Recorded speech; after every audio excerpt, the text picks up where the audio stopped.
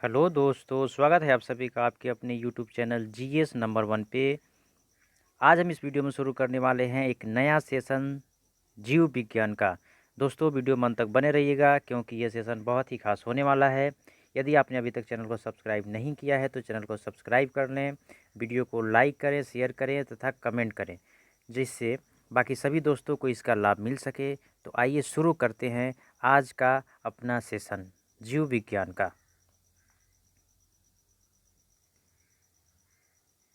जीव विज्ञान में सबसे पहले हम शुरू करने वाले हैं जीव विज्ञान की शाखाओं की। इसमें हम ये जानेंगे कि किस शाखा के अंदर किसका अध्ययन किया जाता है। तो आइए शुरू करते हैं।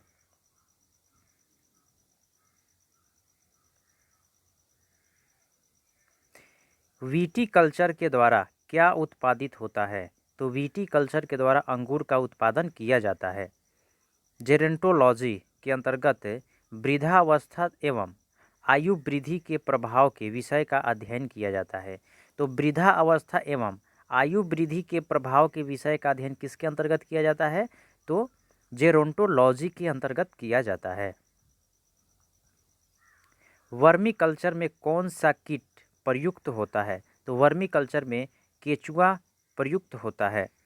पेडोलॉजी के अंतर्गत किसका वैज्ञानिक अध्ययन किया जाता है? तो पेडोलॉजी के अंतर्गत मृदा का वैज्ञानिक अध्ययन किया जाता है। फूलों के अध्ययन को क्या कहते हैं? तो फूलों के अध्ययन को एंथ्रोलॉजी कहते हैं। कीटों का वैज्ञानिक अध्ययन क्या कहलाता है? तो कीटों का वैज्ञानिक अध्ययन एंटोमोलॉजी कहलाता है। जनसंख्या एवं मानव जाति के आंकड़ों का अध्ययन क्या कहलाता है?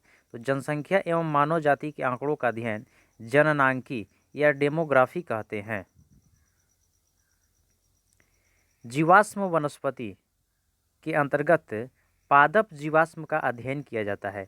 पादप जीवाश्म का अध्ययन किसके अंतर्गत किया जाता है? जीवाश्म वनस्पति के अंतर्गत। विभिन्न संस्कृतियों के वैज्ञानिक विवरण के तुलनात्मक अध्ययन को क्या कहा जाता है? तो उसको एथनोलॉजी कहा जाता है। सब्जी का अध्ययन किस शाखा के अंतर्गत किया जाता है? तो सब्जी का अध्ययन ओलेरी कल्चर के अंतर्गत किया जाता है। ये बहुत ही महत्वपूर्ण है, इसको याद रखिएगा। अस्थियों का अध्ययन किस विज्ञान की किस शाखा के अंतर्गत किया जाता है? तो अस्थियों का अध्ययन ऑस्टियोलॉजी के अंतर्गत किया जाता है। सर्पों के विष में जानकारी प्राप्त करना क्या कहलाता है? सर्पों के विष में जानकारी प्राप्त करना सर्पेंटोलॉजी कहलाता है। हाइड्रोपोनिक्स किससे संबंधित है? हाइड्रोपोनिक्स मृदा विहीन पादप संवर्धन से संबंधित है। जीव जंतु के अंतर्गत जंतु विज्ञान के अंतर्गत किन जंतुओं का अध्ययन किया जाता है? तो इसके अंतर्गत जीवित व मृत दोनों प्रकार के जंतुओं का अध्ययन किया जाता है।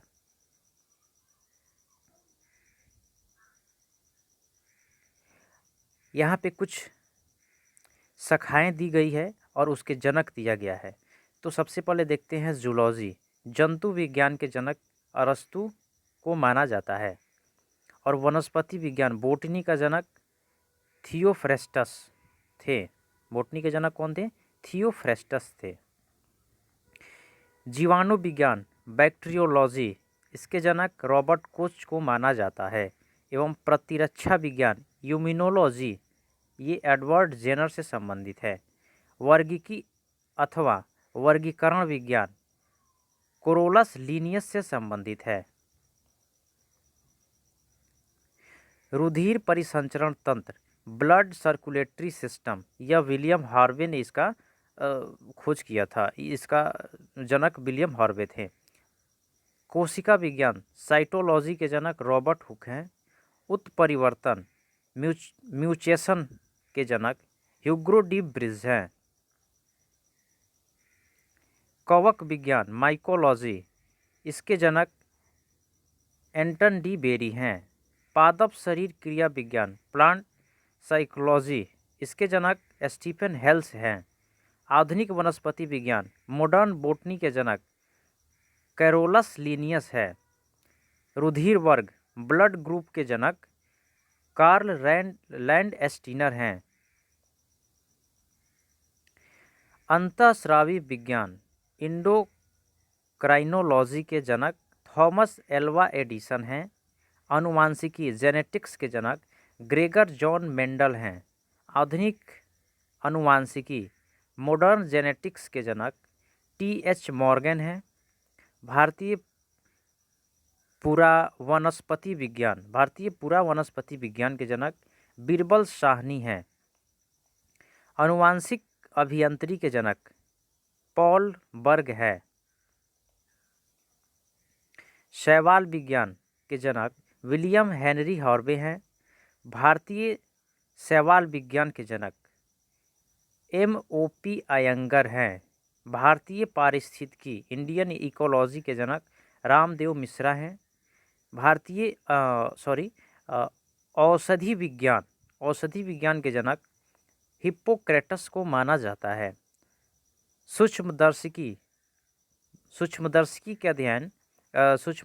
के जनक एंटनी वान ल्यूमेनहॉक को माना जाता है।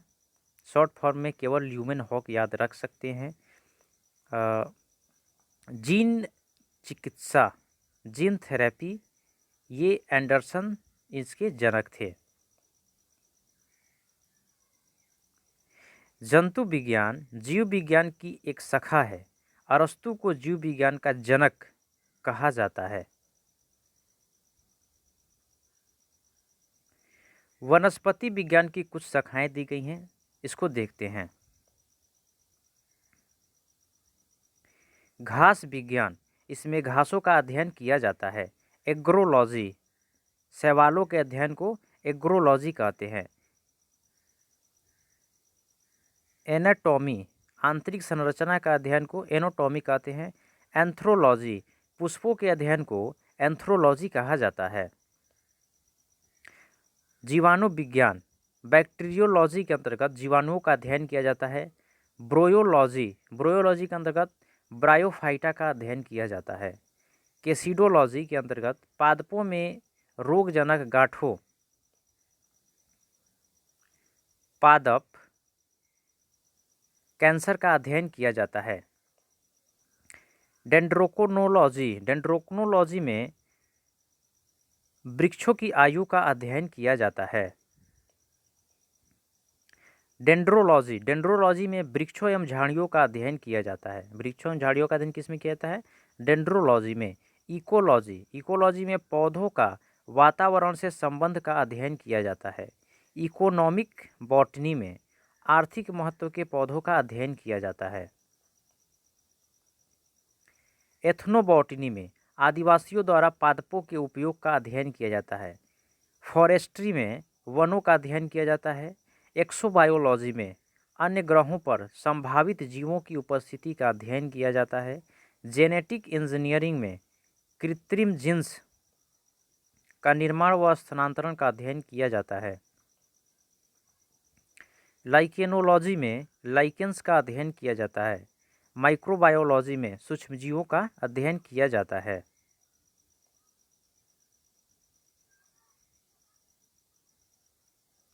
माइक्रोलॉजी में कोकों का वैज्ञानिक अध्ययन किया जाता है। माइकोलॉजी में माइकोप्लाज्मोलॉजी में माइकोप्लाज्मा का वैज्ञानिक अध्ययन किया जाता है। निमेटोलॉजी में निमेटोड्स का पादपों के साथ संबंध का अध्ययन किया जाता है। पैलियोबोटनी में पादप जीवाश्मों का अध्ययन किया जाता है।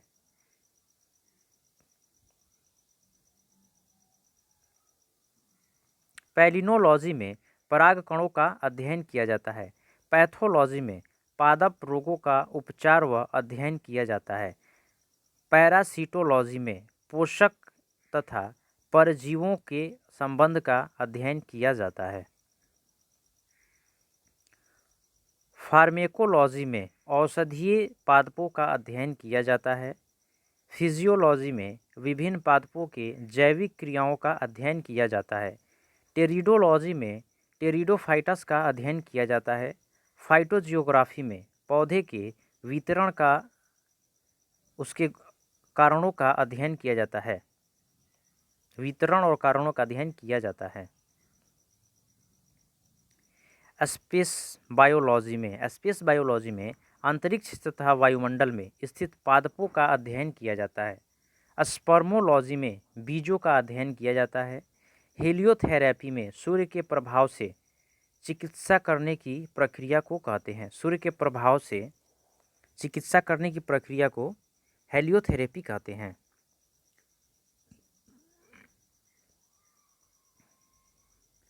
हाइड्रोपोनिक्स इस शाखा के अंतर्गत जल संवर्धन का अध्ययन किया जाता है। हाइड्रोपोनिक्स के अंतर्गत आगे कुछ जीव विज्ञान की शाखाएं दी गई हैं, उसके विषय में देखते हैं।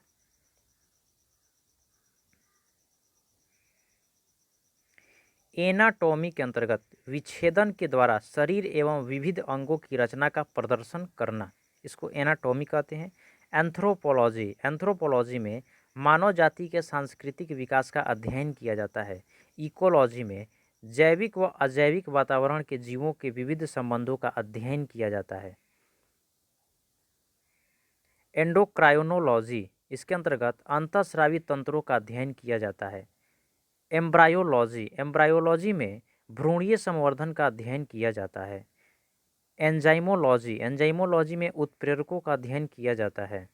एंटोमोलॉजी में कीट पतंगों का अध्ययन किया जाता है।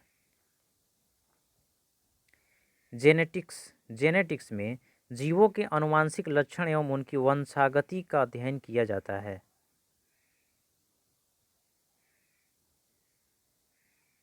हीमेटोलॉजी इसमें रुधिर एवं रुधिर संबंधी रोगों का अध्ययन किया जाता है। किसमें? हीमेटोलॉजी में। सर्पेटोलॉजी इसमें हर्पेटोलॉजी इसमें उभयचरों एवं सरीसृपों का अध्ययन किया जाता है। मैमोलॉजी में स्तनधारियों का अध्ययन किया जाता है। माइक्रोबायोलॉजी इसमें अति सूक्ष्म जीवों का अध्ययन किया जाता है।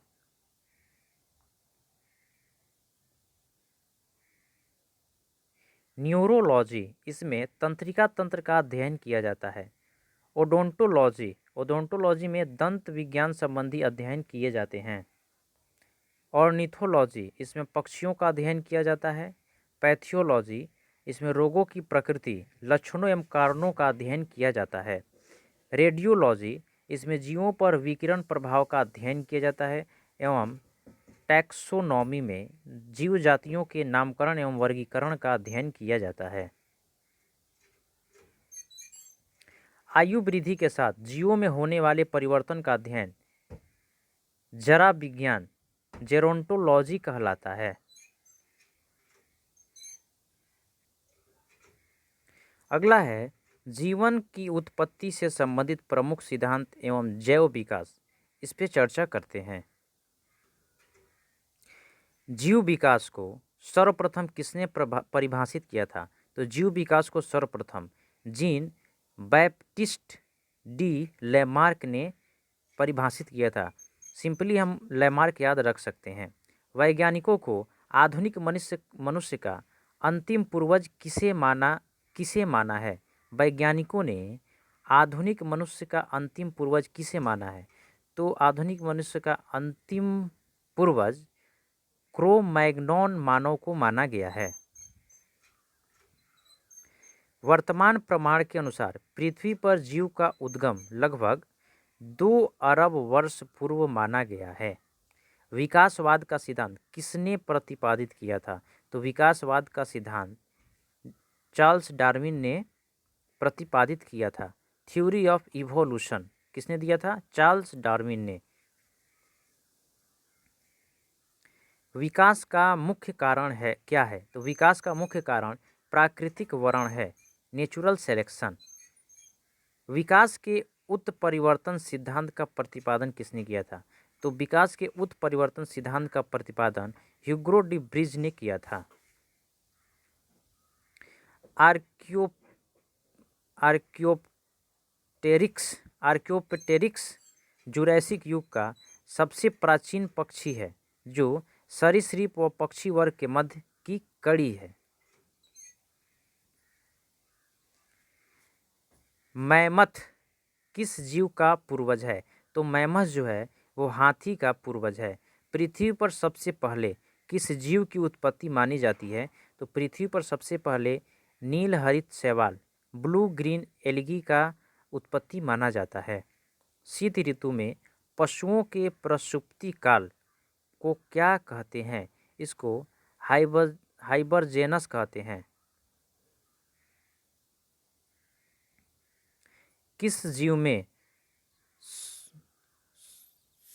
नर्वस सिस्टम तो होता है परंतु मस्तिष्क नहीं होता? तो तारामीन स्टारफिश में नर्वस सिस्टम होता है लेकिन उसमें मस्तिष्क नहीं पाया जाता है। जीवाणु में किस प्रकार के राइबोसोम पाए जाते हैं? तो जीवाणु में 70S प्रकार के राइबोसोम पाए जाते हैं।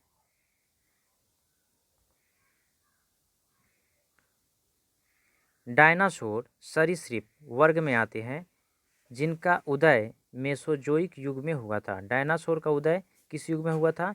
मेसोजोइक युग में हुआ था। और यह किस वर्ग में आते हैं? तो डायनासोर सरीसृप वर्ग में आते हैं। नील हरित शैवाल जीवाणु तथा कवक में लवक नहीं पाए जाते बल्कि लोमली के आकार की कौन सी रचना पाई जाती है? तो इसमें क्रामेटोफोर्स पाया जाता है। किन पौधों में जाइलम वाहिकाओं का अभाव होता है? अनावृतबीजी पौधों में एवं टेरिडोफाइटस में जाइलम वाहिकाओं का अभाव होता है।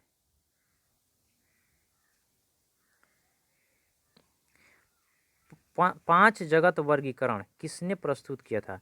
तो पांच जगत वर्गीकरण हिटेकर ने प्रस्तुत किया था। किसने प्रस्तुत किया था? हिटेकर ने प्रस्तुत किया था। जिम्पंग जीन की खोज किसने की थी? तो इसकी खोज मैक क्लांटक ने की थी। कौन से क्षार डीएनए एवं आरएनए दोनों में पाए जाते हैं?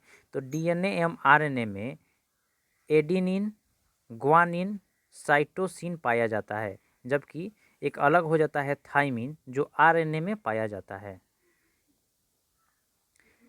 ऐसे कौन से उड़ने वाले जीव हैं जो पक्षी वर्ग में नहीं आते हैं? चमगादड़। चमगादड़ को उड़ने की कीट एवं क्षमता होते हुए भी पक्षी वर्ग के अंतर्गत नहीं शामिल किया गया है बल्कि इसे स्तनपायी वर्ग में सम्मिलित किया गया है। वह समूह जिसके जंतु प्रायः रात्रिचर होते हैं ये होते हैं मच्छर, चमगादड़ एवं उल्लू। कुछ जीव हैं जिनका कुछ साधारण नाम एवं उनका वैज्ञानिक नाम दिया है। आइए इसको देखते हैं। साधारण नाम एक तरफ है और वैज्ञानिक नाम एक तरफ है, जिसमें पहला है मानव। मानव का वैज्ञानिक नाम होमोसेपियंस है और तेंदुआ का वैज्ञानिक नाम पैंथेरा पार्डस है। बाघ का वैज्ञानिक नाम पैंथेरा टिग्रिस है। शेर का वैज्ञानिक नाम पैंथेरा लियो है। मटर का वैज्ञानिक नाम पाइसम सटाइवम है और बिल्ली का वैज्ञानिक नाम फेलिस कैटस है। मेढक का वैज्ञानिक नाम राना टिग्रिना है और धान का वैज्ञानिक नाम ओराइजा सटाइवा है। सरसों का वैज्ञानिक नाम ब्रेसिका कंपेस्टिस है। चना का वैज्ञानिक नाम सीसर एरिएटिनम है। गेहूं का वैज्ञानिक नाम ट्रिटिकम एस्टिवम है और गाय का बॉस इंडिकस। आम का मैग्नीफेरा इंडिका है। प्रकाश संश्लेषण की प्रकाशिक एवं अप्रकाशिक अभिक्रिया क्लोरोप्लास्ट में कहाँ होती है, कहाँ संपन्न होती है? तो यह ग्रेना एवं एस्ट्रोमा में संपन्न होती है। मोलास्का संघ के कुछ जीवों में नीले या हरे रंग का रक्त किसके कारण होता है? तो इस संघ में के जंतुओं में नीले एवं हरे रंग जो है कि हीमोसाइनिन के कारण होता है। किसके कारण? हीमोयासाइनिन के कारण होता है। मानव हृदय का बायां नीलाय प्रकोष्ठ पूर्णतः ऑक्सीकृत रक्त को धमनी में और संपूर्ण शरीर में भेजता है। पूर्णतः ऑक्सीकृत रक्त को महाधमनी में और संपूर्ण शरीर में हृदय का कौन सा भाग भेजता है? तो बायां निलय भेजता है।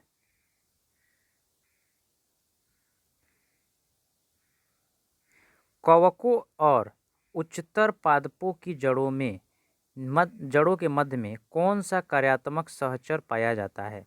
तो उसमें कवक मूल पाया जाता है। ईस्ट और मशरूम किस प्रकार के जीव हैं? तो ईस्ट और मशरूम फफूंदी हैं। कपास में पाया जाने वाला प्रमुख घटक कौन सा है? तो कपास में पाया जाने वाला प्रमुख घटक सेलुलोज है। लाइकेन किससे निर्मित होते हैं? तो लाइकेन जो है वो कवकों एवं शैवालों से निर्मित होते हैं।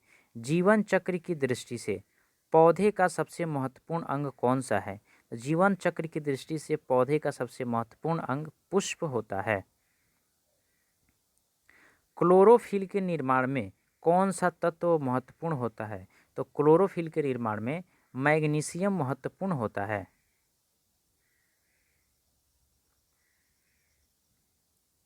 अधिकांशतः कीट किसके द्वारा श्वसन करते हैं? तो अधिकांशतः कीट वातक तंत्र, उसको ट्रैकिया भी कहते हैं, उसके द्वारा श्वसन करते हैं। कुनैन आवृतबीजी पादप का उदाहरण है जो कि सिनकोना नामक पादप की छाल से प्राप्त होता है तथा यह मलेरिया के उपचार के लिए प्रयोग किया जाता है। इसको याद रखेंगे। सेब में पाए जाने वाला लाल रंग का क्या कारण है? तो सेब में पाए जाने वाले लाल रंग का कारण है एंथोसाइनिन। एंथोसाइनिन। टमाटर में लाल रंग किसके कारण उपस्थित होता है? तो टमाटर में लाल रंग लाइकोपीन की उपस्थिति के कारण होता है। शहतूत के फल का वैज्ञानिक नाम, शहतूत के फल का वैज्ञानिक नाम सोरोसिस है। क्या है? सोरोसिस है। सर्पों के विष ग्रंथियां किसके समांग हैं? तो सर्पों के विष ग्रंथियां कशेरुकी प्राणियों की लार ग्रंथियों के समान हैं। निपेंथिस खासियाना नामक पौधा मुख्यतः भारत के किस राज्य में पाया जाता है? तो ये पीचर प्लांट जो है वो मेघालय में पाया जाता है।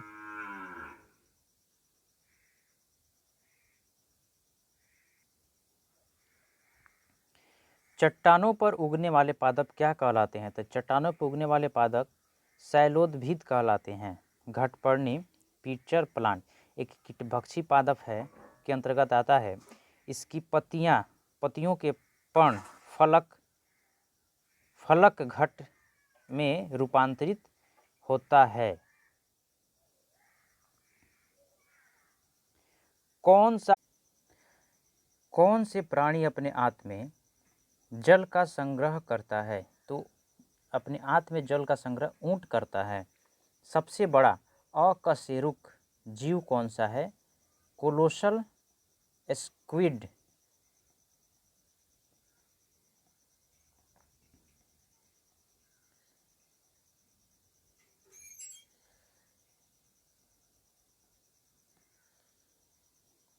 लीची के फलों को किस शाखा के अंतर्गत रखा जाता है? तो लीची के फलों को एक बीजी बेरी के अंतर्गत रखा जाता है। हल्दी पौधे के तने से प्राप्त होता है तथा उसका खाने वाला हिस्सा प्रकंद कहलाता है।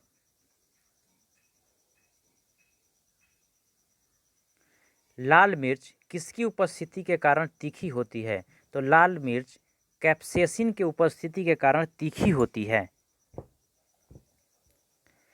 सबसे बड़ा स्तनपायी जीव कौन सा है? तो सबसे बड़ा स्तनपायी जीव व्हेल है। रेशम का कीड़ा अपने जीवन काल में किस अवस्था में वाणिज्यिक तंतु उत्पन्न करता है? तो वह वाणिज्यिक तंतु प्यूपा अवस्था में उत्पन्न करता है। गर्म रुधिर वाले या समतापी जंतु के शरीर का तापमान कितना होता है? उनका तापमान सदैव एक समान रहता है। समुद्री घोड़ा किस प्रकार के जीव का उदाहरण है? समुद्री घोड़ा मछली का एक उदाहरण है। वह कौन सा स्तनपायी है जो अंडे देता है बच्चे नहीं? एकिडन एक ऐसा स्तनपायी है जो अंडा देता है, बच्चा नहीं देता।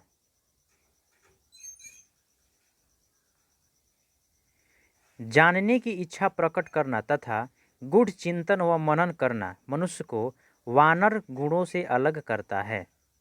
मनुष्य को वानर गुणों से अलग करने वाले लक्षण कौन से हैं? तो जानने की इच्छा प्रकट करना, गूढ़ चिंतन करना और मनन करना। मानव शरीर में पाई जाने वाली सबसे छोटी कोशिका है शुक्राणु। मानव शरीर में पाई जाने वाली सबसे छोटी कोशिका कौन सा है? शुक्राणु है। सील किस प्रकार की प्राणी है? सील एक स्तनपायी प्राणी है। कॉर्क किस पेड़ से प्राप्त होता है? तो कॉर्क क्वैकर्स के पेड़ से प्राप्त होता है। डॉल्फिन किस वर्ग के अंतर्गत आती है? तो डॉल्फिन स्तनपायी वर्ग के अंतर्गत आती है। अफीम मॉर्फिन पोस्ता के पौधों के अधपके फल से प्राप्त किए जाते हैं। अफीम या मॉर्फिन किससे प्राप्त किए जाते हैं? तो पोस्ते के पौधे के अधपके फल से प्राप्त किए जाते हैं।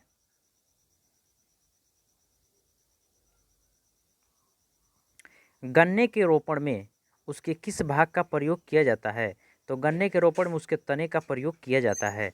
लहसुन की गंध का क्या कारण है? तो लहसुन की गंध का सल्फर यौगिक की उपस्थिति कारण है।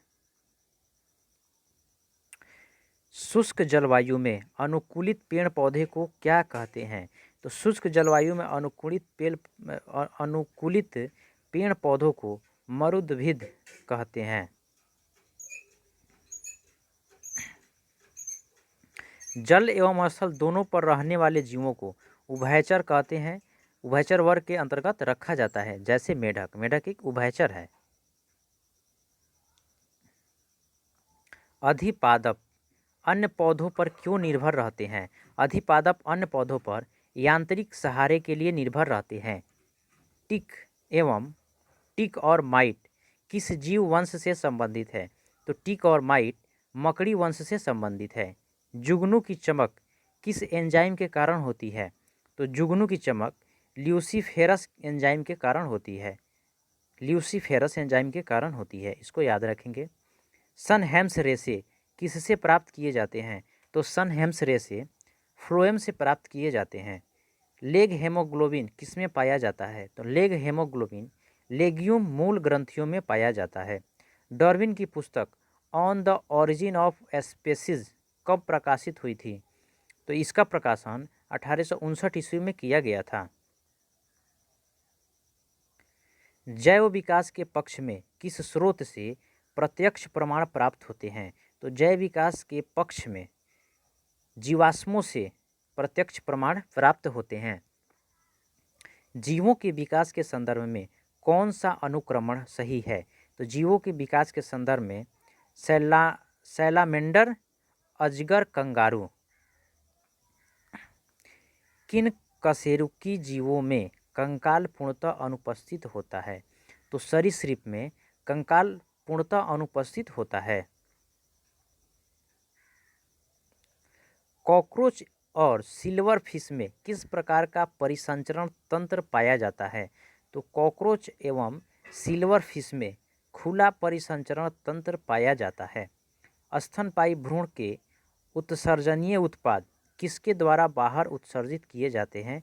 तो स्तनपायी भ्रूण के उत्सर्जनीय उत्पाद अपरा के द्वारा बाहर उत्सर्जित किए जाते हैं। चमगादड़ कैसी प्राणी है? तो चमगादड़ जो है वो नियत तापी प्राणी है। विज्ञान की पैलियोओंटोलॉजी नामक शाखा के अंतर्गत जीवाश्मों का अध्ययन किया जाता है। सबसे बड़ा जो तेज गति से दौड़ सकता है परंतु उड़ नहीं सकता शुतुरमुर्ग है। नमक युक्त मिट्टी में उगने वाले पादप हैलोफाइटा कहलाते हैं।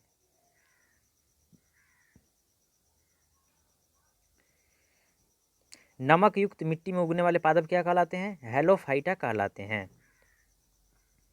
एंट अमीबा हिस्टोलिटिका नामक परजीवी मानव के किस अंग में पाया जाता है? यह परजीवी मानव के आंत में पाया जाता है। लिग्निन नामक पदार्थ जमा रहता है। लिग्निन नामक पदार्थ जाइलम उत्तक में जमा रहता है। डीएनए संश्लेषण तथा हिस्टोन प्रोटीन कोशिका चक्र की किस प्रावस्था में बनते हैं? तो यह यस प्रावस्था में बनते हैं। वह जीव जिसका महत्व डूबने से हुई मृत्यु का पता लगाने में किया जाता है डायटम होता है। पपीते का पीला किस कारण होता है? पपीते का पीला रंग कैरिकाजैंथिन की उपस्थिति के कारण होता है। कैरिकाजैंथिन की उपस्थिति के कारण होता है। पौधे के किस भाग से हल्दी प्राप्त होती है? तो पौधे के तना भाग से हल्दी प्राप्त होती है। किस शैवाल से आयोडीन का निर्माण होता है? तो लेमिनेरिया नामक शैवाल से आयोडीन का निर्माण होता है। यह भूरी शैवाल होती है। वे जीवाणु जो वायुमंडलीय नाइट्रोजन को नाइट्रोजन के यौगिकों में परिवर्तित करते हैं वे कहलाते हैं नाइट्रोजन स्थिरीकरण जीवाणु। क्या कहलाते हैं? नाइट्रोजन स्थिरीकारी जीवाणु कहलाते हैं। अधिक नमक वाले अचार में जीवाणु जीवित क्यों नहीं रह पाते हैं? क्योंकि ये जीवद्रव्य कुंचित होकर मर जाते हैं। क्या होता है इनके साथ? ये जीवद्रव्य कुंचित होकर मर जाते हैं। कवक कोशिका में संचित होने वाला खाद्य पदार्थ ग्लाइकोजेन है। कवक कोशिका में संचित होने वाला खाद्य पदार्थ क्या है? ग्लाइकोजेन है। तालाबों और कुओं में किस जंतु को छोड़ने से मच्छरों को नियंत्रित करने में मदद मिलती है? तो गैबूसिया फिश। तालाबों एवं कुओं में गैबूसिया फिश को छोड़ने से मच्छरों के नियंत्रण में मदद मिलती है। बिस्फेनॉल ए BPA क्या है? यह एक खाद्य समवेष्टिन सामग्री के विकास के लिए प्रयोग में लाया जाने वाला रसायन है। मृदा के प्रयोग के बिना केवल खनिज युक्त सहायता से पौधे उगाने की विधि को हाइड्रोपोनिक्स कहा जाता है। पौधा उगाने का वह विधि जिसमें मिट्टी का प्रयोग नहीं किया जाता है वो हाइड्रोपोनिक्स कहलाता है। प्रतिजैविकों मुख्यतः प्राप्त की जाती है जीवाणुओं से। जितने भी प्रतिजैविक एंटीबायोटिक बनाया जाता है उसमें वो मुख्यतः कहाँ से प्राप्त किया जाता है? जीवाणुओं से प्राप्त किया जाता है। इष्ट कोशिका में कौन सा मुख्य विकर होता है? तो इष्ट कोशिका में मुख्य विकर जाइमेस होता है। क्या होता है? जाइमेस होता है।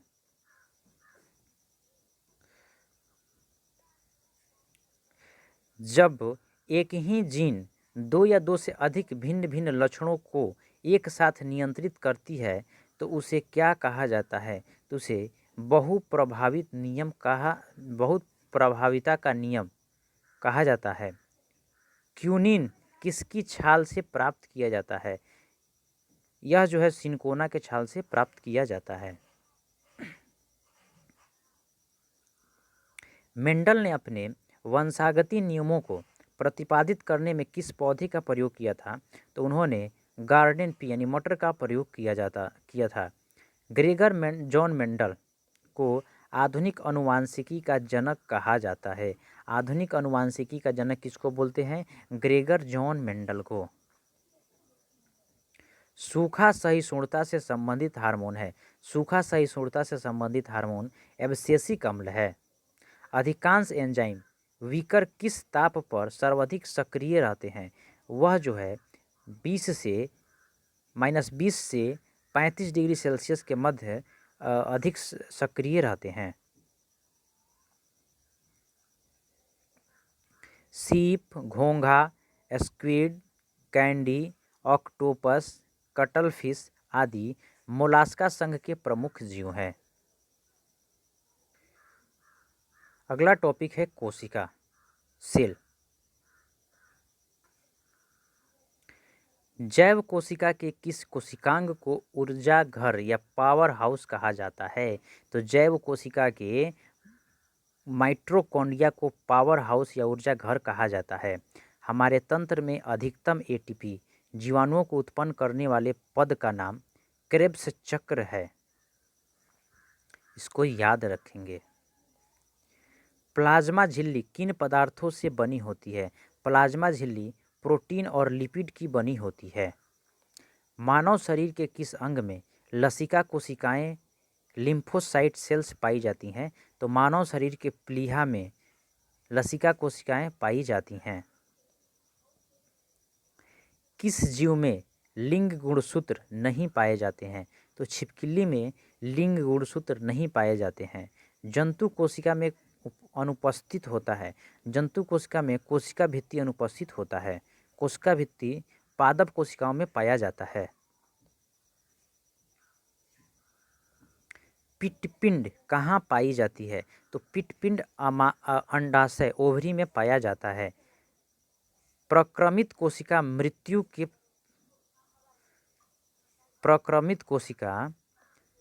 मृत्यु के कोशिकीय और आणविक नियंत्रण को क्या कहते हैं? इसको एपोस्टोसिस कहते हैं। क्या कहते हैं? एपोस्टोसिस कहते हैं। केंद्रक के अतिरिक्त कोशिका के किस कोशिकांग में डीएनए उपस्थित होता है? तो केंद्रक के अतिरिक्त कोशिका के हरित लवक तथा माइटोकॉन्ड्रिया, इन दो चीज़ों में डीएनए पाया जाता है। लेकिन यदि पूछा जाए सर्वाधिक मात्रा डीएनए का किस में पाया जाता है, तो उसका आंसर होगा केंद्रक में पाया जाता है। किसे कोशिका की पाचन थैली कहते हैं? तो लाइसोसोम को कोशिका की पाचन थैली कहते हैं। मनुष्य के किस ऊतक में जन्म के पश्चात कोशिका विभाजन नहीं होता है? तो तंत्रिका ऊतक में कोशिका विभाजन नहीं होता है। कौन सा भाग पादप तथा जंतु कोशिका में पाया जाता है? तो पादप तथा जंतु कोशिका में कोशिका झिल्ली, कोशिका द्रव और केंद्रक, ये सभी पाए जाते हैं दोनों में। हाइपरप्लासिया का क्या अर्थ होता है? हाइपरप्लासिया का अर्थ होता है कोशिका के आकार में वृद्धि होना। जीन शब्द सर्वप्रथम किसने प्रतिपादित किया था? तो जीन शब्द का सर्वप्रथम प्रतिपादन जॉनसन ने किया था। रिसर्व प्रतिलेखन की खोज किसने की थी? तो रिसर्व प्रतिलेखन की खोज टेमिन एवं बाल्टीमोर ने किया था। जब एक युग्म जीन दूसरे इकाई के प्रभाव को छुपाता है तो इस प्रक्रिया को क्या कहते हैं? इस प्रक्रिया को प्रभाविता कहते हैं।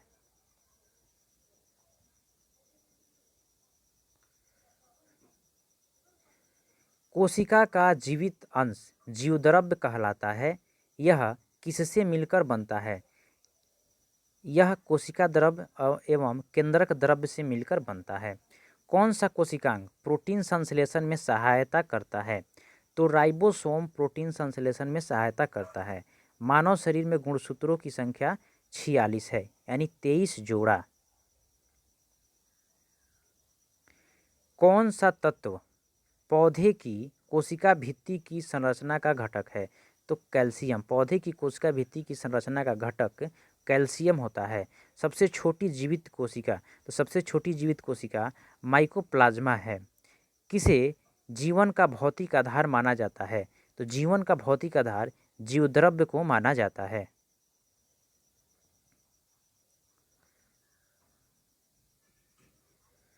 कौन सा कोशिकांग केवल वनस्पति कोशिका में ही उपस्थित होता है? हरित लवक केवल वनस्पति कोशिका में ही उपस्थित होता है। द्विनाम पद्धति के जनक कौन थे? द्विनाम पद्धति के जनक कोरोलस लिनियस, केवल हम लिनियस याद रखेंगे, लिनियस थे। दो कोशिकाओं के मध्य पदार्थों का आवागमन किसके माध्यम से होता है? तो दो कोशिकाओं के मध्य पदार्थों का आवागमन जीवद्रव्य तंतु के माध्यम से होता है। किस तत्व के कोशिकाओं में एकत्रित होने से रंध्र खुल जाता है? किस तत्व के कोशिकाओं में एकत्रित होने से रंध्र खुल जाता है? तो जब पोटेशियम कोशिकाओं में एकत्रित होता है तो रंध्र क्या होता है? खुल जाता है। ट्रैफिक पुलिस की संज्ञा किस कोशिकांग को प्रदान की जाती है? तो ट्रैफिक पुलिस गोल्गी काय को बोला जाता है। यह कोशिका का एक भाग होता है। प्लाज्मा झिल्ली किसकी बनी होती है? तो प्लाज्मा झिल्ली लाइपोप्रोटीन की बनी होती है। प्लाज्मा झिल्ली की संरचना का यूनिट मेम्ब्रेन मॉडल किसने दिया था? तो प्लाज्मा झिल्ली की संरचना का यूनिट मेम्ब्रेन मॉडल रॉबर्टसन ने 1959 ईस्वी में दिया था। कोशिका भित्ति होती है, पारागम्य होता है। कोशिका भित्ति कैसा होता है? पारागम्य होता है।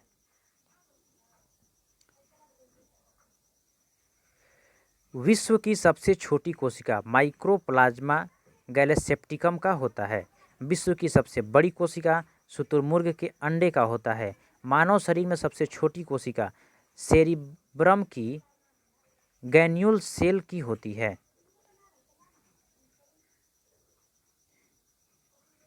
मानव शरीर की सबसे बड़ी कोशिका अंडाणु का होता है, केवल स्त्रियों में। मानव शरीर की सबसे लंबी कोशिका न्यूरॉन। सबसे बड़ी कोशिका अंडाणु का और सबसे लंबी कोशिका न्यूरॉन का होता है। पुरुषों में सबसे छोटी कोशिका शुक्राणु का होता है।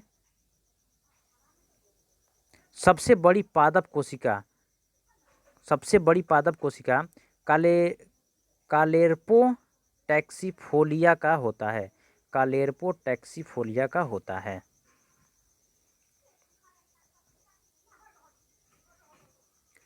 पुरुषों के शुक्राणु तथा महिलाओं के अंडाणु की निषेचन की क्रिया अंडवाहिनी में संपन्न होता है। किसमें संपन्न होता है?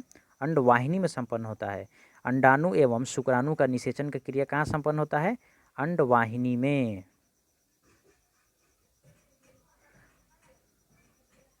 अगला टॉपिक है पोषण। आइए शुरू करते हैं, देखते हैं क्या कुछ है इसमें। मानव शरीर में किस पोषक तत्व की कमी के कारण शरीर वृद्धि धीमी होती है? शरीर की वृद्धि धीमी होती है। तो प्रोटीन की कमी के कारण शरीर की वृद्धि धीमी होती है। विटामिन ए का मुख्य स्रोत है, तो विटामिन ए का मुख्य स्रोत दूध होता है। प्रोटीन एवं वसा दोनों की प्रचुरता किस खाद्य पदार्थ में होती है? तो प्रोटीन एवं वसा की प्रचुरता मूंगफली में होती है। शरीर में त्वचा के नीचे विद्यमान वसा शरीर की ऊष्मा के ह्रास के विरुद्ध अवरोधक का कार्य करता है। इसको याद रखेंगे। शरीर में ऊतकों का निर्माण किस पोषक तत्व से होता है? तो शरीर में ऊतकों का निर्माण प्रोटीन से होता है। किस विटामिन को हार्मोन माना जाता है? तो विटामिन डी को हार्मोन माना जाता है।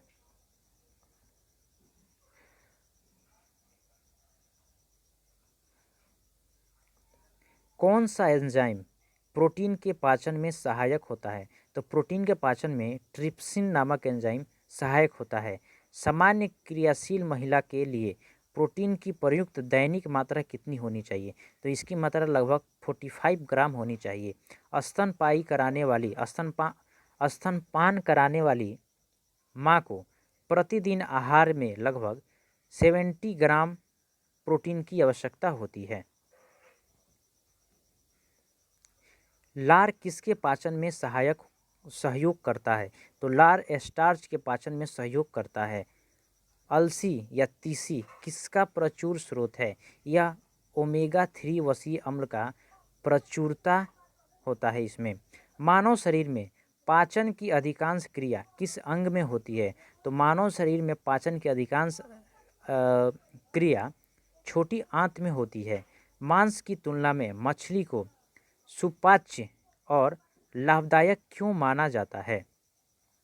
क्योंकि यह बहुअसंतृप्त वसा अम्ल के कारण बहुअसंतृप्त वसा अम्ल पाया जाता है उसमें, इसी के कारण उसको ऐसा माना जाता है। दूध किस बैक्टीरिया के कारण खराब होता है? तो दूध लैक्टोबैसिलस के कारण खराब होता है। फास्फोरस शरीर में अम्लीयता एवं क्षारीयता के मध्य संतुलन बनाए रखता है। शरीर में कौन सा तत्व अम्लीयता एवं क्षारीयता के बीच संतुलन बनाए रखता है? तो फास्फोरस। अगला है, पालक के पत्तों में किस पोषक तत्व की मात्रा सबसे अधिक होती है? तो पालक के पत्तों में लोहा की मात्रा सबसे अधिक होती है। कौन सा एंजाइम दुग्ध प्रोटीन को पचाने में सहायक है? तो रेनिन दुग्ध प्रोटीन को पचाने में सहायक है। मानव शरीर में विटामिन ए भंडारित होता है यकृत में। मानव शरीर में विटामिन ए कहाँ भंडारित होता है? तो वह यकृत में भंडारित होता है। अधिकांश प्राणियों के जीवित पदार्थ का लगभग 80% होता है, 80% प्रोटीन होता है।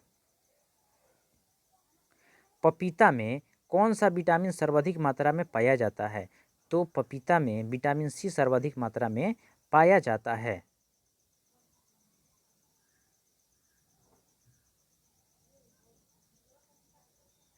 दूध में प्रोटीन और कार्बोहाइड्रेट के अतिरिक्त कैल्शियम और पोटेशियम तत्व सम्मिलित होता है।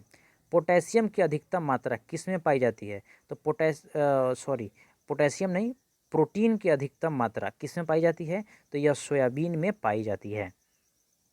अल्फा कैरोटीन नामक प्रोटीन शरीर के किस अंग में पाया जाता है? तो यह त्वचा में पाया जाता है। गेहूं में रोटी बनाने के गुणों को प्रभावित करने वाला पदार्थ है। तो गेहूं में रोटी बनाने के गुणों को प्रभावित करने वाला पदार्थ ग्लूटेन है। गाय का दूध कैरोटीन की उपस्थिति के कारण हल्का पीला दिखता है। गाय का दूध किसके उपस्थिति के कारण हल्का पीला दिखता है? तो कैरोटीन की उपस्थिति के कारण हल्का पीला दिखता है।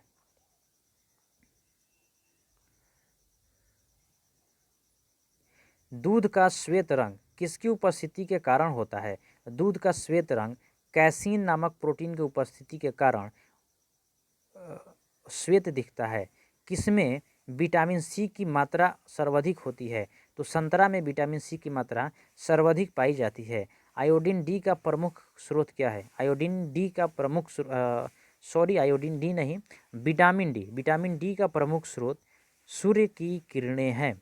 किस विटामिन का निर्माण हमारे शरीर में होता है? तो हमारे शरीर में विटामिन डी और विटामिन B3 का निर्माण होता है। विटामिनों में कौन सा किसी स्वप्न को पर्याप्त अवधि तक याद रखने में सहायता करता है? तो विटामिन B6 यह स्वप्न को अधिक समय तक याद रखने में सहायता करता है। सब्जियों से मुख्यतः हमें प्राप्त होती है, सब्जियों से मुख्यतः हमें विटामिन्स प्राप्त होते हैं। एक गिलास पानी पीने से कितनी कैलोरी मिलती है? तो एक गिलास पानी पीने से 0 कैलोरी ऊर्जा मिलती है। बासमती चावल के दाने पकाने पर लंबे क्यों हो जाते हैं? क्योंकि एमाइलेज की उपस्थिति के कारण वो लंबे हो जाते हैं। दूध में कौन सा सेकेराइट उपस्थित होता है?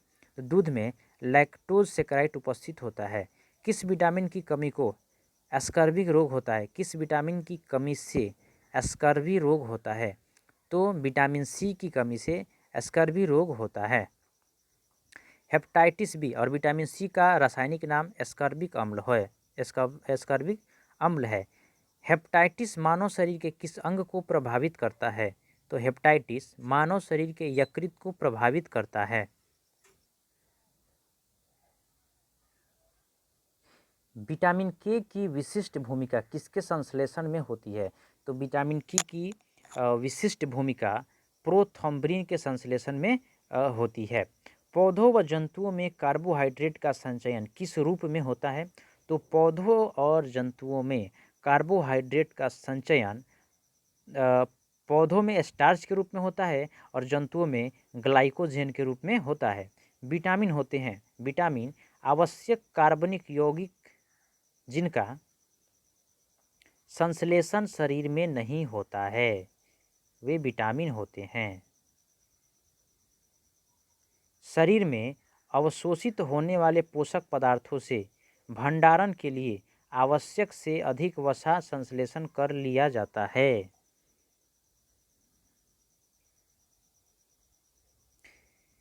कैसिमिर फंक ने किस पोषक तत्व की खोज की थी? तो कैसिमिर फंक ने विटामिन का खोज किया था। हम केवल फंक भी याद रख सकते हैं। विटामिन ए से संपन्न किस खाद्य पदार्थ कौन से है? विटामिन ए से संपन्न किस खाद्य पदार्थ कौन से हैं? तो कॉड, यकृत तेल, शकरकंद, गाजर, पालक इत्यादि। मनुष्य में विटामिन ए की कमी से रतौंधी, शारीरिक वृद्धि व भार में कमी, कॉर्निया तथा त्वचा संबंधी रोग उत्पन्न होते हैं। विटामिन ए की कमी से मनुष्य में कौन कौन सी रोग होते हैं? तो रतौंधी होता है, शारीरिक वृद्धि व भार में कमी आती है और कॉर्निया तथा त्वचा संबंधी रोग होते हैं। विटामिन B12 का रासायनिक नाम है साइनोकोबालैमिन। साइनोकोबालैमिन नाम है इसका B12 का। खट्टे फलों में कौन सा विटामिन पाया जाता है? तो खट्टे फलों में विटामिन C पाया जाता है। घाव के भरने में कौन सा विटामिन सहायक होता है? तो घाव के भरने में विटामिन C सहायक होता है। किलोसिस नामक रोग किस विटामिन की कमी से होता है? तो किलोसिस नामक रोग विटामिन B2 के कमी के कारण होता है।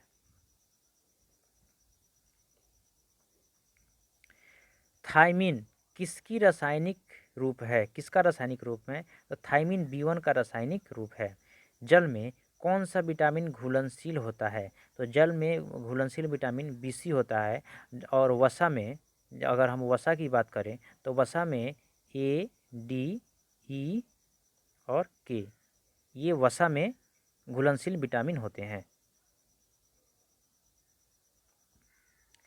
पेलाग्रा और स्कर्वी क्रमशः किन विटामिनों की कमी के कारण होता है?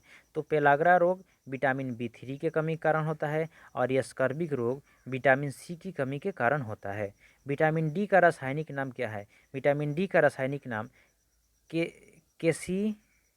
कैल्सीफेरॉल है। क्या नाम है? कैल्सीफेरॉल है। विटामिन डी की कमी से कौन सा रोग होता है? तो विटामिन डी की कमी से रिकेटस नामक बीमारी होती है। रक्त का थक्का बनने में विटामिन के की आवश्यकता होती है। रक्त का थक्का बनने में किस विटामिन की आवश्यकता होती है? तो विटामिन के की आवश्यकता होती है। किस विटामिन की कमी से शरीर की प्रतिरक्षा प्रणाली तथा जनन क्षमता कम हो जाता है? तो एस्कॉर्बिक अम्ल यानी विटामिन सी की कमी के कारण से शारीरिक प्रतिरक्षा प्रणाली और जनन क्षमता कम हो जाता है। संक्रमणरोधी विटामिन किसे कहते हैं? तो संक्रमणरोधी विटामिन विटामिन ए को कहते हैं। किस विटामिन में कोबाल्ट पाया जाता है? तो विटामिन B12 में कोबाल्ट पाया जाता है। अनाज के छिलके में मुख्यतः कौन सा विटामिन पाया जाता है? तो अनाज के छिलके में थायमिन यानी B1 पाया जाता है। भोजन के रेशों का महत्व। भोजन के रेशों में अधिकता पाचन क्रिया में सहायक होती है। रेशे युक्त भोजन में ग्लूकोज की मात्रा कम होती है, जिससे आंतों में ट्यूमर बनने की संभावना कम हो जाती है।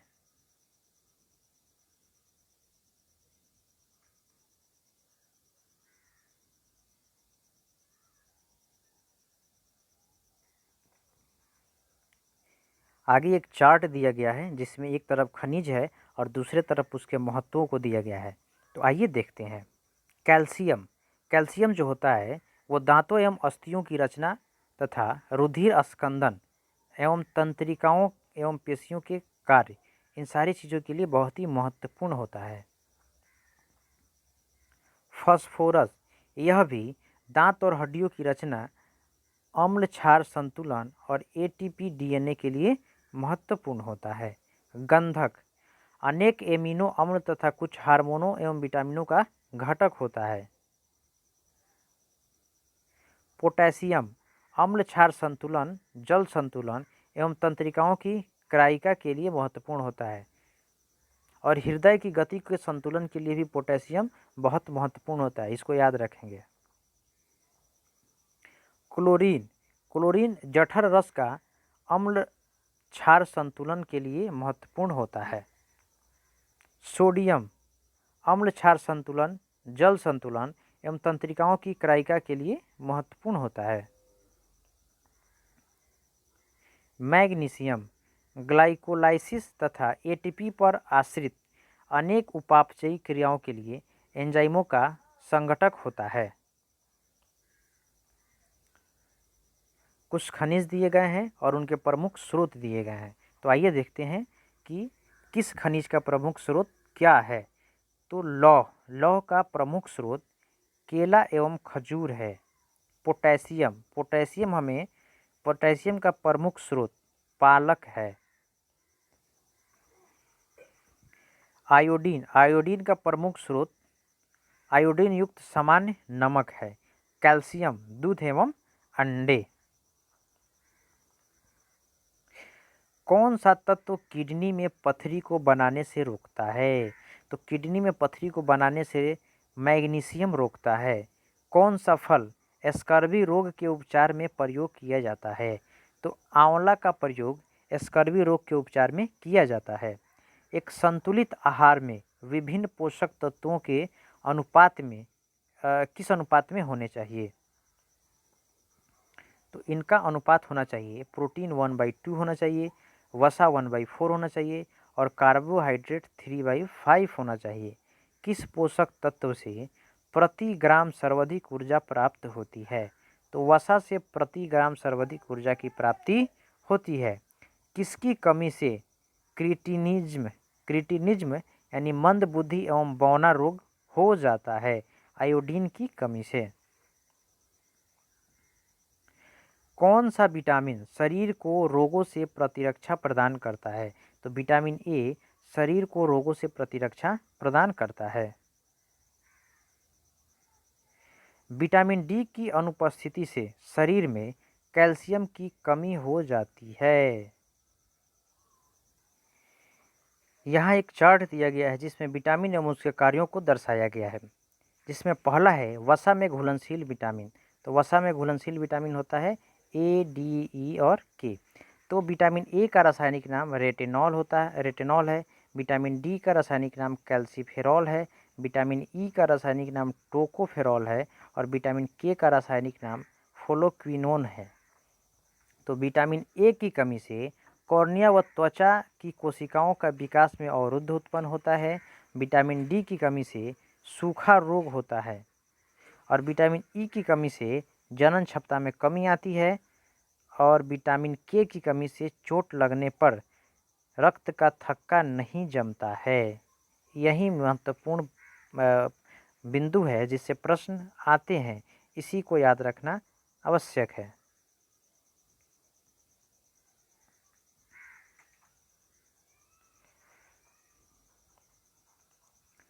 विटामिन बी वन का नाम थाइमिन है। विटामिन बी2 का नाम राइबोफ्लोक्विन है और विटामिन बी3 टेनिक अम्ल है या नियासिन। विटामिन बी3 का रासायनिक नाम नियासिन या टेनिक अम्ल बोलते हैं। विटामिन बी5 पेंटोथेनिक अम्ल है। विटामिन बी6 पायरिडॉक्सिन है। बी7 बायोटीन है। बी9 का रासायनिक नाम फोलिक अम्ल समूह है और बी12 का रासायनिक नाम साइनोकोबाल्टमिन है और विटामिन सी का नाम एस्कॉर्बिक अम्ल है।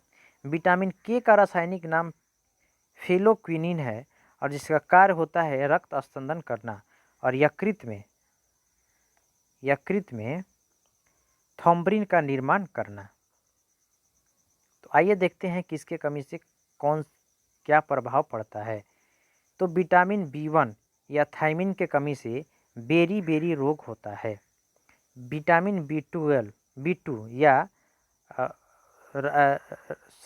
साइबोफ्लोविन के कमी से किलोसिस रोग होता है। यानी बी2 के कमी से कौन सी रोग होता है? किलोसिस नामक रोग होता है। और पेलाग्रा रोग किसके कमी के कारण होता है? बी3 नियासिन के कमी के कारण होता है। बी5 के कमी के कारण चर्म रोग, वृद्धि कम, बाल सफ़ेद और जनन क्षमता में कमी आती है। और बी6 के कारण रक्त क्षीणता, चर्म रोग और पेशीय ऐंठन उत्पन्न होता है। और बी7 की कमी के कारण चर्म रोग और बालों का झड़ना ये शुरू होता है। और बी9 के कमी के कारण रक्त क्षीणता और वृद्धि में कमी आती है। बी12 के कमी से रक्त क्षीणता और तंत्रिका तंत्र में विकार उत्पन्न होता है। और विटामिन सी की कमी से एस्कॉर्बिक रोग होता है और मसूड़ों से सूजन एवं रक्त आना शुरू हो जाता है।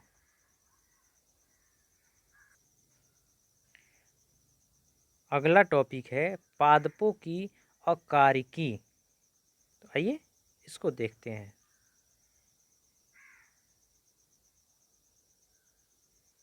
पादपों में किसी पादपों में किस संरचना के द्वारा जल ऊपर चढ़ता है? तो पादपों में जाइलम के द्वारा जल ऊपर चढ़ता है।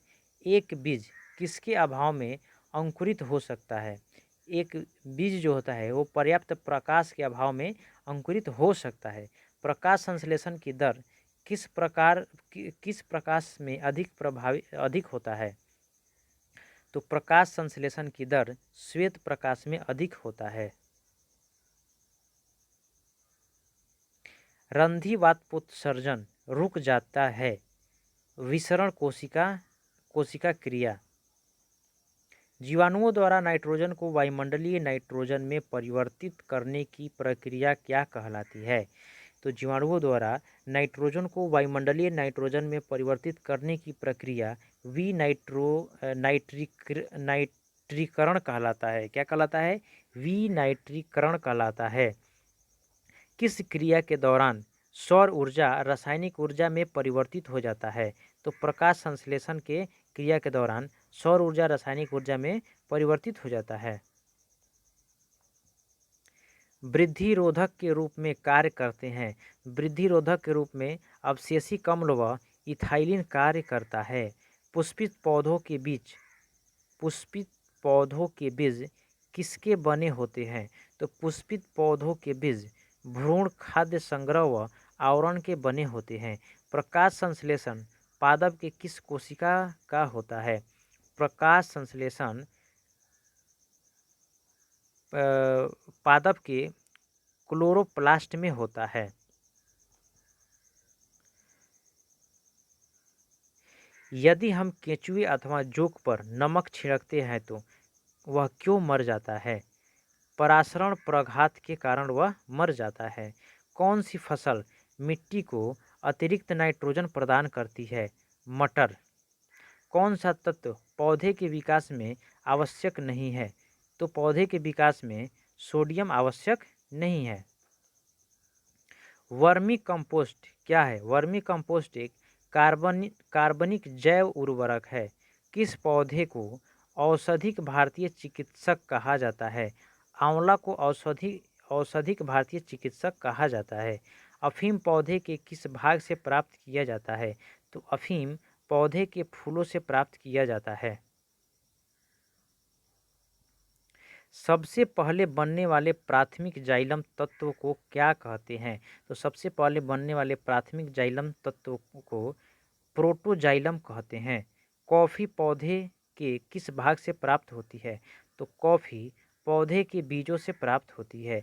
रेशम के कीट सामान्यतः किस पेड़ पर पाले जाते हैं? तो रेशम के कीट शहतूत पर पाले जाते हैं।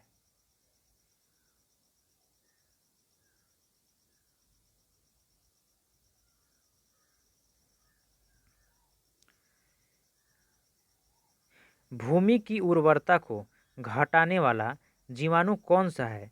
तो भूमि की उर्वरता को घटाने वाला जीवाणु थायोबैसिलस डिनाइट्रिफिकेंस है। जीवाणु में प्रकाश संश्लेषण क्रिया में हाइड्रोजन दाता सामान्यतः कौन होता है? तो जीवाणु में प्रकाश संश्लेषण क्रिया में हाइड्रोजन दाता हाइड्रोजन सल्फाइड होता है।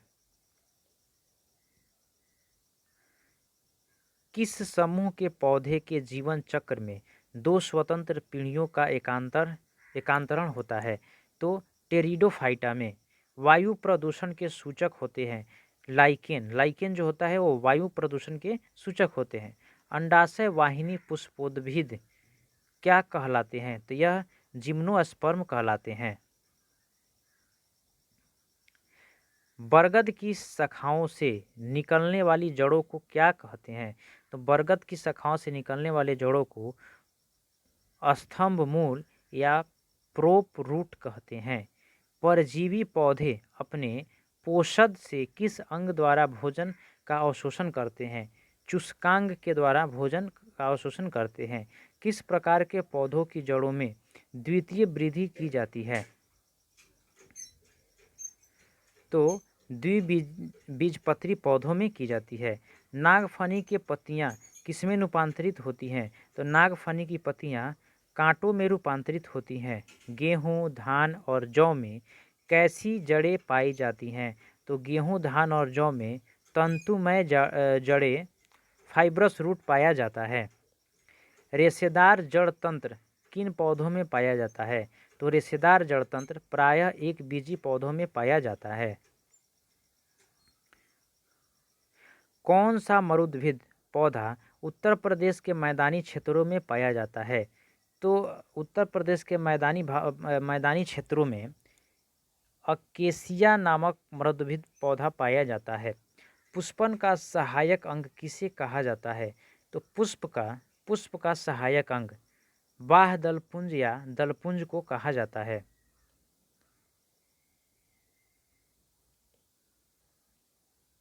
कुछ पादपों का नाम दिया गया है और उस प्रयोग होने वाले भाग का नाम दिया गया है, जिसमें लहसुन और प्याज का शल्ककंद प्रयोग में लाते हैं। हल्दी एवं अदरक का प्रकंद हम लोग प्रयोग में लाते हैं। अरबी और जिमीकंद में घनकंद, आलू का कंद और स्तंभकंद। हार्मोन्स विकर से भिन्न है क्योंकि हार्मोन्स उपापचयी क्रियाओं में पूर्णतः प्रयुक्त होते हैं।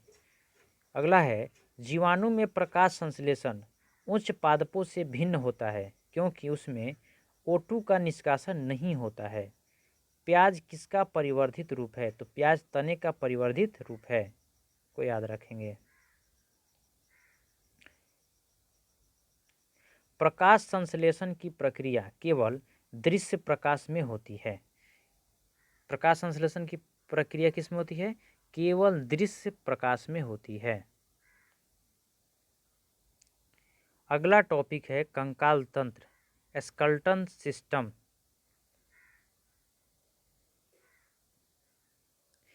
मानव भ्रूण का हृदय स्पंदन कब प्रारंभ होता है?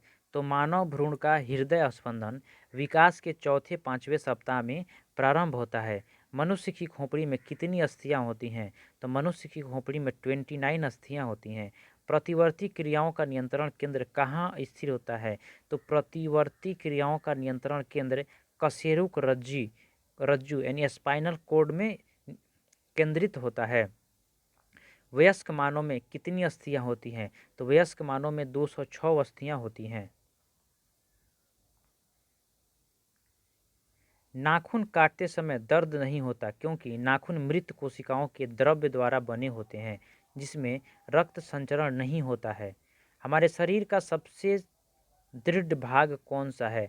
तो हमारे शरीर का सबसे दृढ़ भाग दंतवल्क है, इनेमल है। शल्य क्रिया में ऑर्थोप्लास्टी का क्या कार्य होता है? तो ऑर्थोप्लास्टी का कार्य होता है जोड़ का प्रतिस्थापन करना। मानव शरीर में सबसे छोटी हड्डी कान की होती है, जिसे स्टेपिज कहा जाता है। मानव शरीर की सबसे छोटी हड्डी किसकी होती है? कान की हड्डी होती है। और इसको किस नाम से जानते हैं? तो इसको स्टेपिज के नाम से जानते हैं। मानव शरीर की सबसे लंबी अस्थि कौन सी होती है? तो मानव शरीर की सबसे लंबी अस्थि फीमर होती है, जो जांघ की हड्डी होती है। कशेरुक रज्जु यानी स्पाइनल कॉर्ड में कितनी जोड़ी तंत्रिकाएं होती हैं? तो इसमें कुल 31 जोड़ी तंत्रिकाएं पाई जाती हैं। मनुष्य के शरीर में पसलियों की कितनी जोड़े पाए जाते हैं? तो मनुष्य के शरीर में पसलियों की कुल 12 जोड़ी पाई जाती हैं। मानव शरीर के डिंब वाहिनी नली में शुक्राणु डिंब को निषेचित करता है। फलोपियन ट्यूब में निषेचन कहाँ होता है? फलोपियन ट्यूब में होता है। वयस्क मानव के शरीर में जल का प्रतिशत कितना होता है? तो वयस्क मानव के शरीर में जल का प्रतिशत 65% होता है। अस्थि एवं दंत निर्माण हेतु क्या आवश्यक है? तो अस्थि एवं दंत निर्माण हेतु कैल्शियम एवं फास्फोरस आवश्यक है। मानव शरीर की सबसे मजबूत पेशियां कौन सी है? तो मानव शरीर की सबसे मजबूत पेशियां जबड़ों की हड्डियां हैं।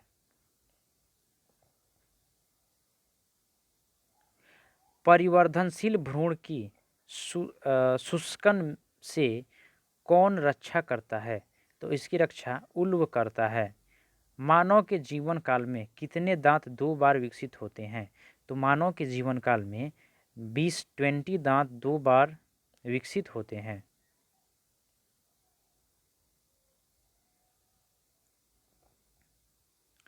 मनुष्य की खोपड़ी में अस्थियों की कुल संख्या कितनी होती है?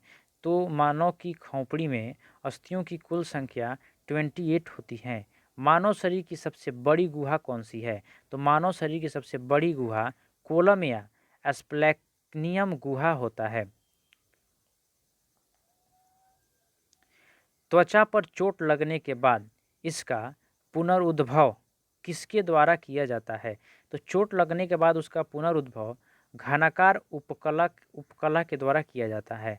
कंडारा यानी टेंडन, टेंडन किसको जोड़ता है? तो टेंडन जो होता है वो पेशियों को अस्थियों से जोड़ता है, याद रखेंगे। और स्नायु यानी लिंगामेंट, लिंगामेंट जो है वह अस्थियों को अस्थियों से जोड़ता है। स्नायु एवं कंडराएं यानी टेंडन एवं लिंगामेंट कैसे उत्तक हैं? तो टेंडन एवं लिंगामेंट संयोजी उत्तक हैं। स्तनियों की अस्थि उपास्थियों से क्यों भिन्न कैसे होती हैं? स्तनियों की अस्थि उपास्थि से हैप्सियन नलिकाओं के कारण भिन्न होती हैं। अस्थि का मैट्रिक्स किस प्रोटीन का बना होता है? तो अस्थि का मैट्रिक्स ओसिन का बना होता है। अस्थियों को कठोर बनाने वाले लवण मुख्यतः क्या होते हैं? तो अस्थियों को कठोर बनाने वाले लवण मुख्यतः कैल्शियम और मैग्नीशियम के फॉस्फेट होते हैं। कौन लसिका में किन रुधारुओं की अनुपस्थिति होती है? तो लाल रुधारुओं की अनुपस्थिति होती है। कौन सा प्रोटीन त्वचा, बाल, नाखून, सींग तथा खुर के निर्माण में सहायक होता है? तो केरेटिन बाल, नाखून, सींग तथा खुर के निर्माण में सहायक होता है। अस्थियों में कौन सा प्रोटीन पाया जाता है? तो अस्थियों में ओसिन नामक प्रोटीन पाया जाता है। अस्थियों में मुख्यतः कौन से अकार्बनिक पदार्थ पाए जाते हैं?